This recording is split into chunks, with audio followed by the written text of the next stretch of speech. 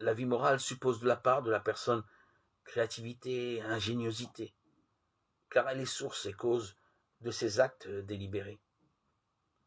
D'un autre côté, la raison puise sa part de vérité et son autorité dans la loi éternelle qui n'est autre que la sagesse divine elle-même.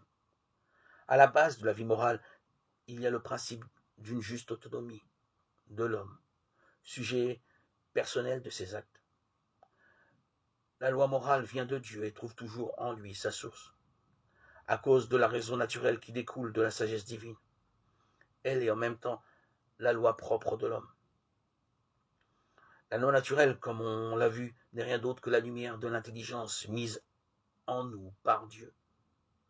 Grâce à elle, nous savons ce que nous devons faire et ce que nous devons éviter.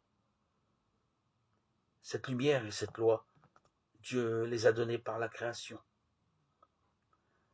La juste autonomie de la raison pratique signifie que l'homme possède en lui-même sa loi reçue du Créateur. Toutefois, l'autonomie de la raison ne peut pas signifier la création des valeurs et des normes morales par la raison elle-même.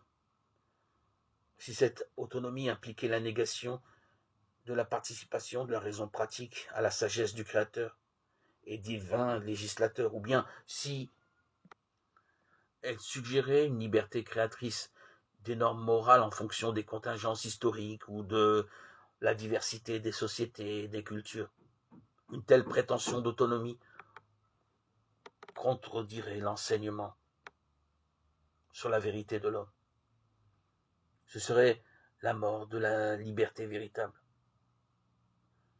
Mais de l'arbre de la connaissance du bien et du mal, tu ne mangeras pas, car le jour où tu en mangeras, tu deviendras passible de mort. Genèse 2, 17.